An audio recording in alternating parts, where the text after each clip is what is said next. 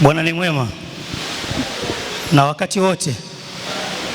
Kanisa, Bwana ni mwema na wakati wote. Bwana ni mwema. Basi wenye furaha nione mikono, wenye furaha katika siku ya leo. Tumebarikiwa kuwepo katika siku ya leo. Tena ni siku ya ushirika kati yetu sisi na Kristo. Ndio maana kuna huduma ambayo inaonekana hapo mbele katika siku ya leo. Katika juma hili tulikuwa tuna somo au juma la masomo ya vijana ambayo leo yanafika tamati, na waliokuwepo katika juma hili walibarikiwa sana.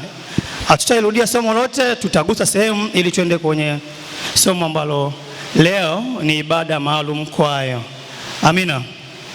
Na washukuru kwa haya watoto iliyoleta wimbo unaosema Yesu wangu wa huruma. Amina. Amina.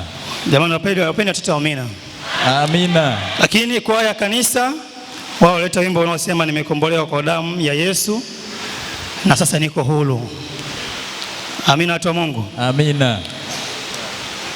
Katika juma hili la vijana, kanisa ulimwenguni limetupatia somo ambalo lilikuwa limebezi zaidi katika unabii. Hata mwandishi akasema ni muhimu vijana wa Kisabato au wa Kiadventista kuufahamu unabii. Ndio maana katika miaka yote wiki hii ulimwenguni kote vijana wamejifunza unabii wa Ufunuo 12, 13 na 14. Amina.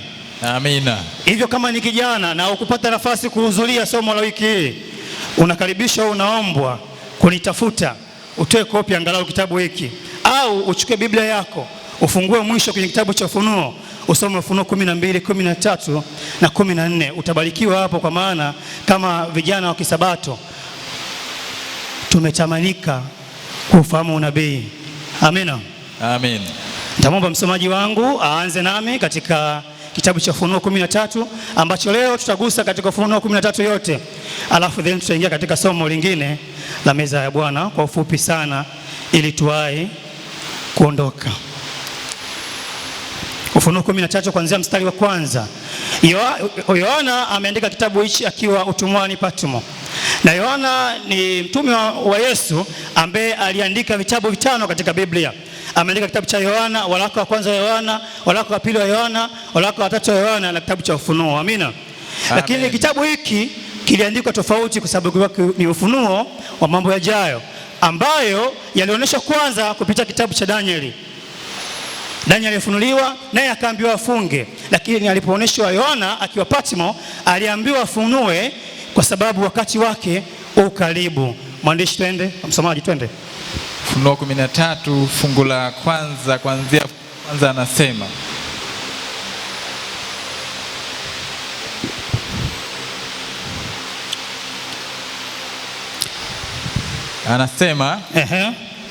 Kisha nikaona mnyama akitoka katika bahari. Kisha nikaona mnyama akitoka katika bahari, mwenye pembe 10 na vichwa 7. Mwenye pembe 10 na vichwa 7. Na juu ya pembe zake ana vilemba 10. Na juu ya pembe zake ana vilemba 10. Na juu ya vichwa vyake majina ya makufuru. Ndio. Na yule mnyama niliyemwona alikuwa mfano wa chui. Huyo mnyama sifa ya kwanza alikuwa na mfano wa chui. Na miguu yake ilikuwa kama miguu ya dubu. Lakini miguu yake ni kama miguu ya dubu. Na kinywa chake kama kinywa cha simba. Lakini ana kinywa cha simba huyo mnyama mmoja. Yule joka akampa nguvu zake. Yule joka Shetani akampa nguvu zake. Na kiti chake cha enzi na uwezo mwingi. Na kiti chake cha enzi na uwezo mwingi. Nikaona kimoja cha vichwa vyake kana kwamba kimetiwa jeraha la mauti. Nikaona kimoja cha kichwa chake kana kwamba kimetiwa jeraha la mauti. Na pigo lake la mauti likapona. Na pigo lake la mauti likapona. Dunia yote ikamsajabia mnyama yule. Dunia yote ikamsujudia mnyama yule. Wakamsujudu yule joka kwa sababu alimpa huyo mnyama uwezo wake. Walimsujudia joka kwa maana joka alimpa mnyama nguvu zake. Nao wakamsujudu yule mnyama wakisema. Ni nani awezaye kufanana na mnyama huyo? Ni nani awezaye kusimama na mnyama huyo? Tena ni nani awezaye kufanya vita naye? Ndio. Naye akapewa kinywa cha kunena maneno makuu. Naye akapewa kinywa cha kunena maneno makuu. Ya makufuru. Ya makufuru. Akapewa uwezo wa kufanya kazi yake miezi 42. Akapewa uwezo kufanya kazi yake miezi 42. Akafunua kinywa chake amtukane Mungu. Ndio.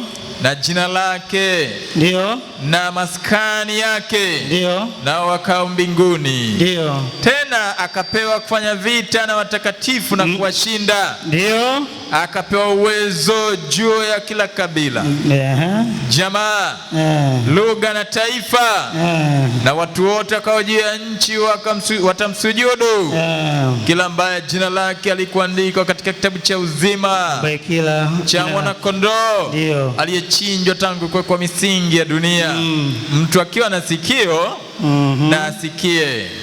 Mtu akichukua mateka atachukuliwa mateka. Mtu akiwa kwa upanga atauawa kwa upanga. Hapa ndipo penye subira na imani ya watakatifu. Amina. Watu wa Mungu, amina. Yesu anafunua ufunuo huu kwa Yohana kwa mnyama wa kwanza. Mnyama wa kwanza ni wa kutisha, ni wa ajabu, anatokea baharini. Kwa unabii, baharini ni mahali penye watu wengi. Kwa huyu mnyama anatoka, lakini ni wa ajabu. Ana mdomo kama simba, yeye ana muonekano wa chui, ana miguu kama dubu, lakini ni mnyama mgapi? Mmoja. Ukisoma Danieli 7 unapata kisa cha Danieli alipopewa unabii na Yesu kupitia wale wanyama wangapi, watu wa Mungu? 4 wa tofauti. Alianza simba ambaye anawakilisha Babeli, akaja dubu, Uajemi na Umedi, akaja mnyama mwingine wa tatu nani? Kumbe nahubiri kimya. Akaja chui. Huyu chui alikuwa ni Alexander Mkuu aliyetawala Uyunani, lakini wa 4 alikuwa ni mnyama wa kutisha ambaye naye pia alitokea baharini kama huyo Ufunuo 13. Sasa unabii unatuambia nini? Kwa haraka unabii unatuambia nini kwa habari ya huyu mnyama? Lakini tunaambiwa sifa zake. Yeye nguvu zake alipewa na joka. Yeye alipewa nguvu zake na nani? Watu wa Mungu, yeye alipewa nguvu zake na nani? Kwenye Ufunuo 12 anatuambia joka ni Shetani, Lucifer mwenyewe. Kwa yeye alipewa nguvu zake moja moja kutoka kwa Shetani, lakini sio nguvu tu na uwezo mwingi. Lakini sio uwezo mwingi tu, alipewa na kiti chake cha enzi. Huyu ni mnyama wa ajabu sana. Katika kitabu hiki cha Ufunuo ni unabii ambao tunaishi leo. Ufunuo 13 ni unabii ambao tunaishi leo. Na nini maana ya ufunuo huu? Nini maana yake? Tuendelee mwandishi, tutaelewa kadri tunapozidi kuendelea. Tuendelee katika mstari wa 11, anasema nini Yohana? Anaendelea kwa kusema, Yohana anasemaje tena? Kisha nikaona mnyama mwingine akipanda juu kutoka katika nchi. Huyu sasa atoki baharini, huyu anatoka katika nchi. Naye alikuwa na pembe mbili. Mfano wa mwana-kondoo. Akanena kama joka. Naye atumia uwezo wote wa mnyama yule wa kwanza. Naye mnyama wa pili anatumia uwezo wa mnyama aliyepita, huyu wa kwanza. Naye akaifanya dunia. Na wote akaao ndani yake. Wa kwanza. Ndio. Ambaye jeraha lake la mauti lilipona.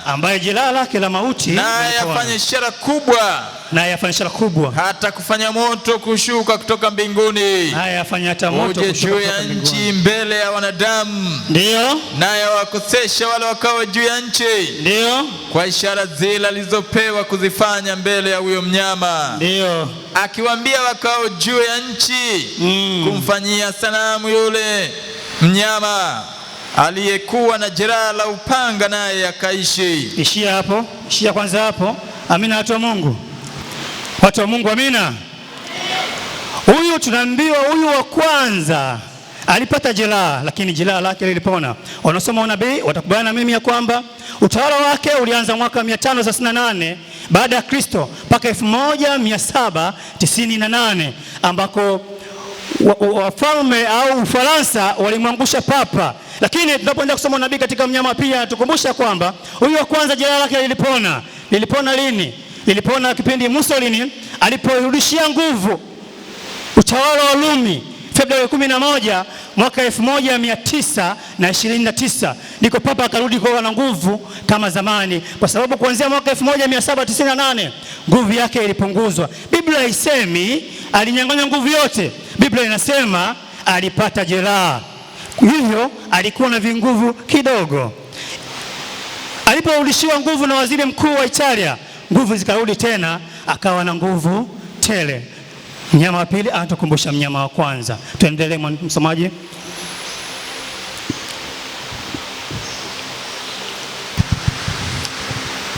Fungu la 15. Ndio.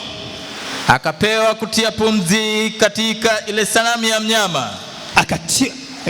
Rudi juu kidogo mwandishi. 14 anasema. Ndio.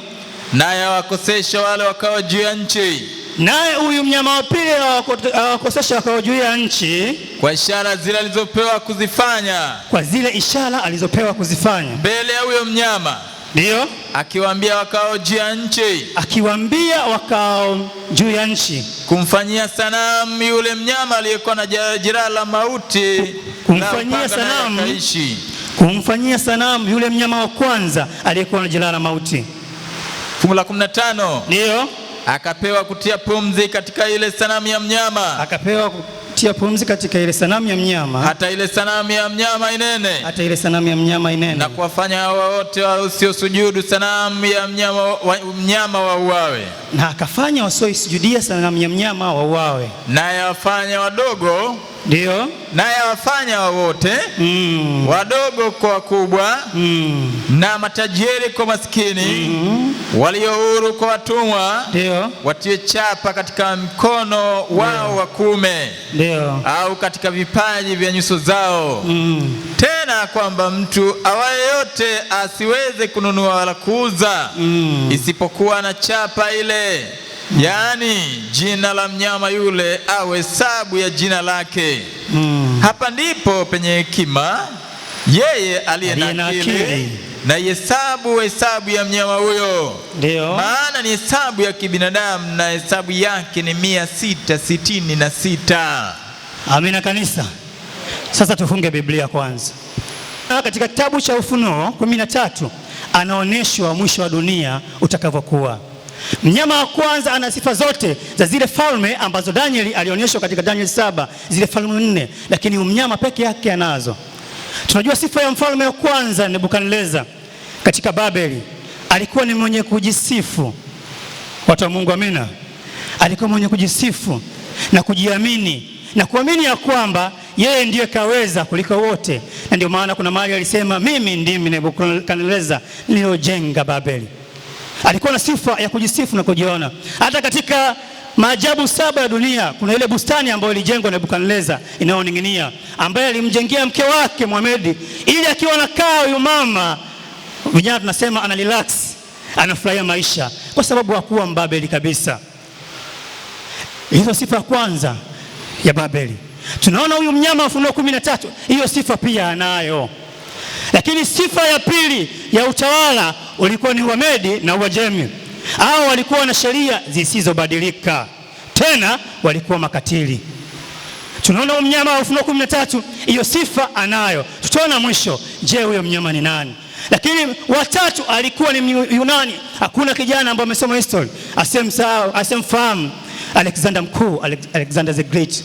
Alikuwa ni kijana mdogo aliyetawala, akapokea ufalme kutoka kwa babake na alishangaza dunia. Huyu Myunani aliyelazimisha dunia nzima izungumze Kigiriki, Kiyunani.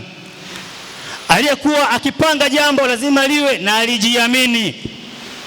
Huyu mnyama wa tatu, huyu mnyama wa Ufunuo 13, tunaona kwamba hiyo sifa pia nayo. Lakini kuna ile mnyama la mwisho la kutisha, ilikuwa na meno ya chuma, aliyetafuna kila kitu kwa meno ya chuma na kukanyaga. Hata Danieli akashindwa kumwelezea sifa. Huyu mnyama wa Ufunuo 13 ana sifa za kutisha. Ukisoma unabii unajua ya kwamba huyu mnyama ambaye alipata jeraha lakini likapona, utagundua kwamba ulikuwa ni utawala wa Kirumi. Amina, watu wa Mungu, watu vitoka, amina. Utagundua kwamba alikuwa ni Mrumi.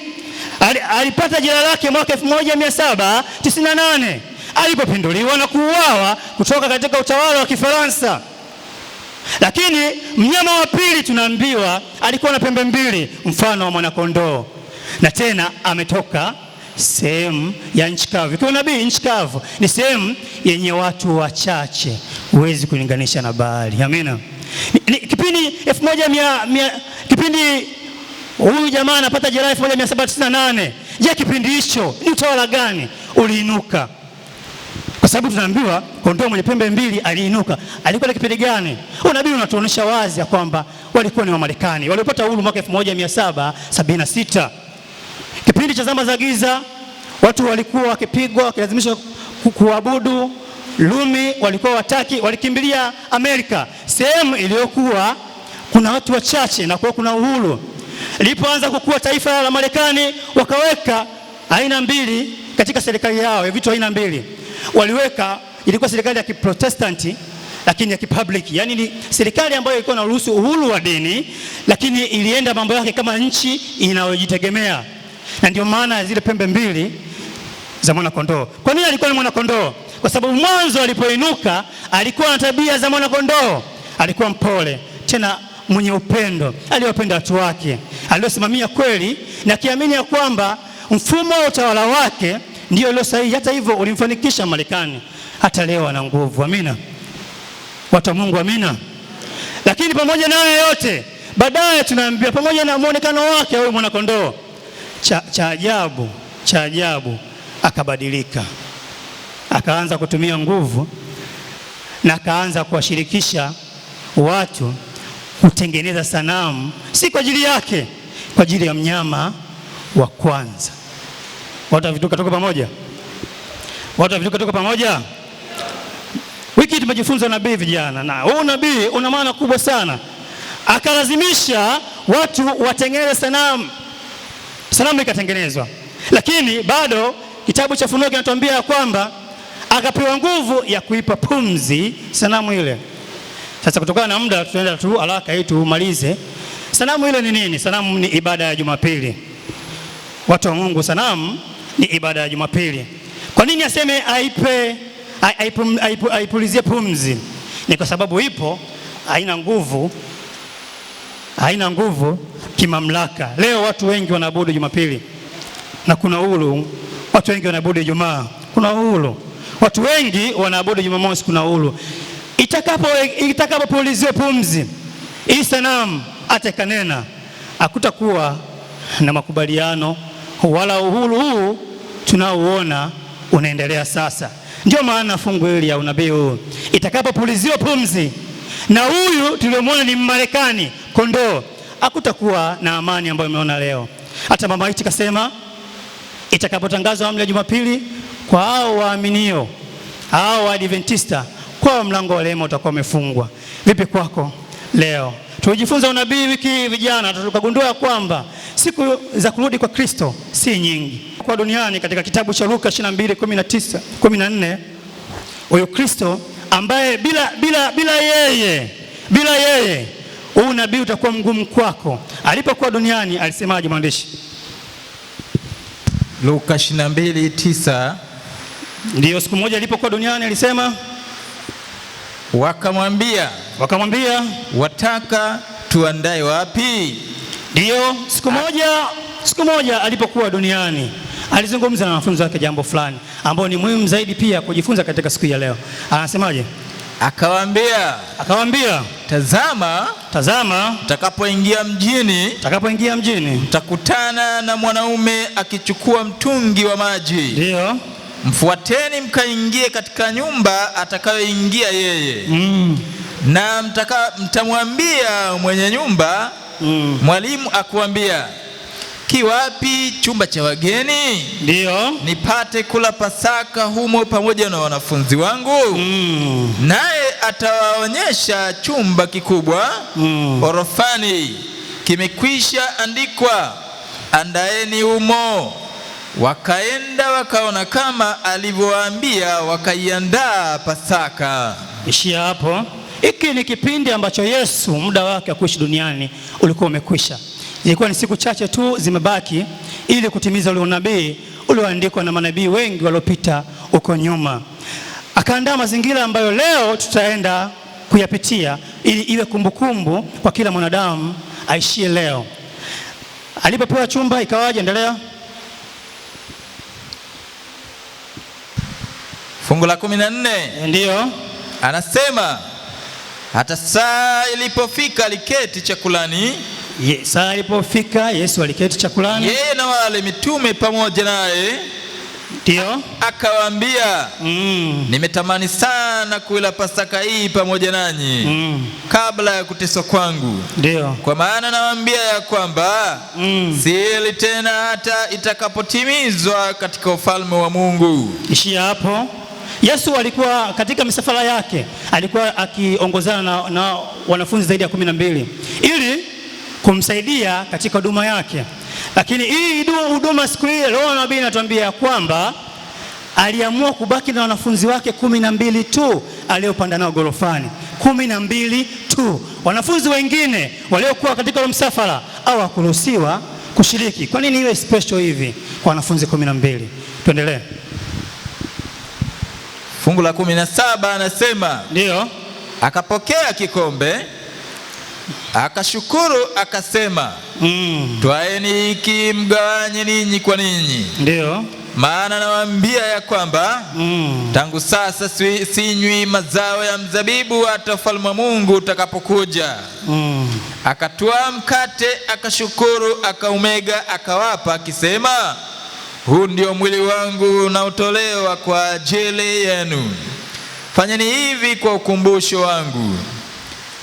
Kikombe nacho vivyo hivyo baada ya kula, akisema, kikombe hiki ni agano jipya katika damu yangu inayomwagika kwa ajili yenu.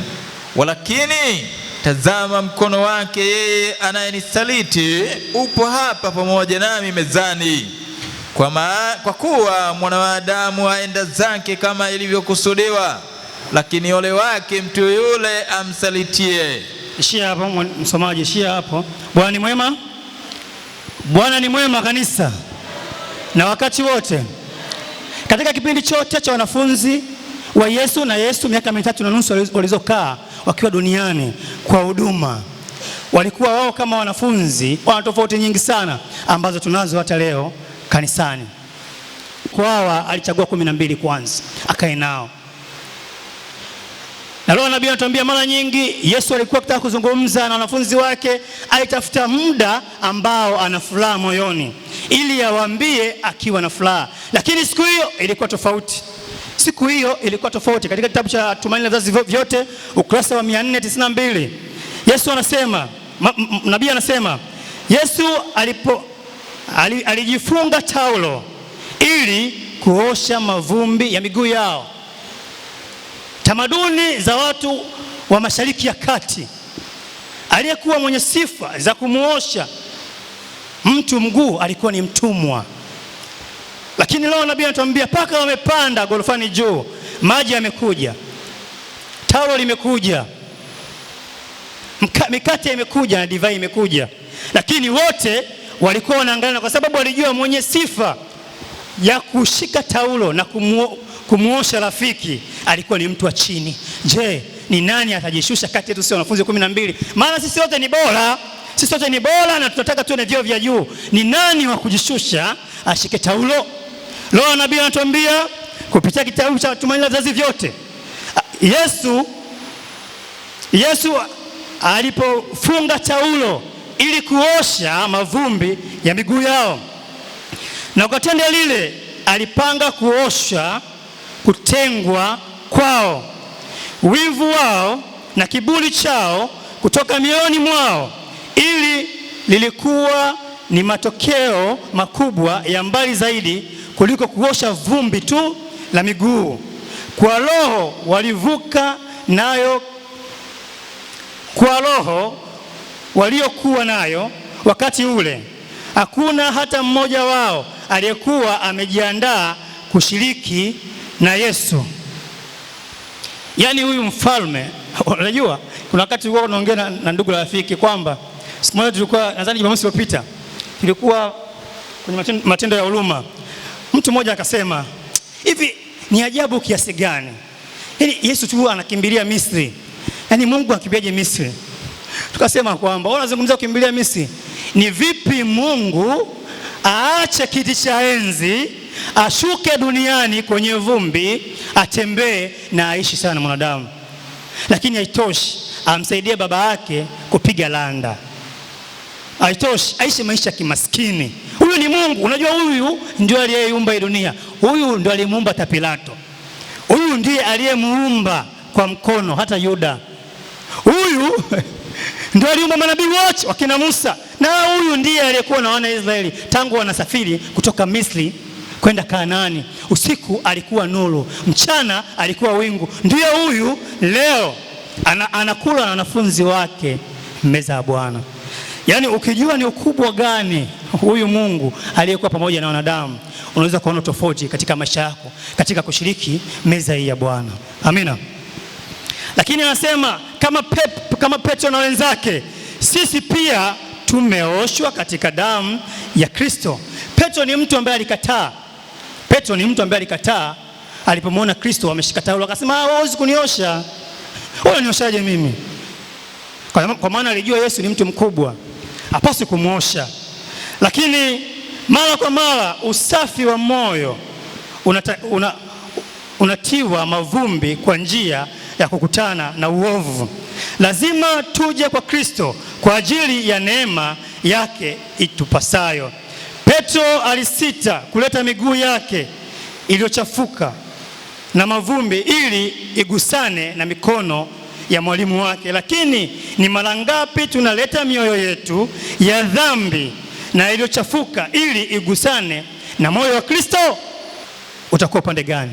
Tunapoenda kutakaswa katika siku hii ya leo, na ukaribisheni wote katika ibada hii ambayo inaendelea. Kwaya ya kanisa ikija kuimba ule wimbo ambao iliimba ibada kuu, na sisi tukigawanyika kwa ajili ya huduma hii, kwa maana bado ni ibada moja inaendelea. Mungu awabariki katika mfano huu tunaenda kufanya wa kunywa damu ya Yesu na mwili, ili itutakase na kuwa amini katika maisha yetu haya ya siku za mwisho.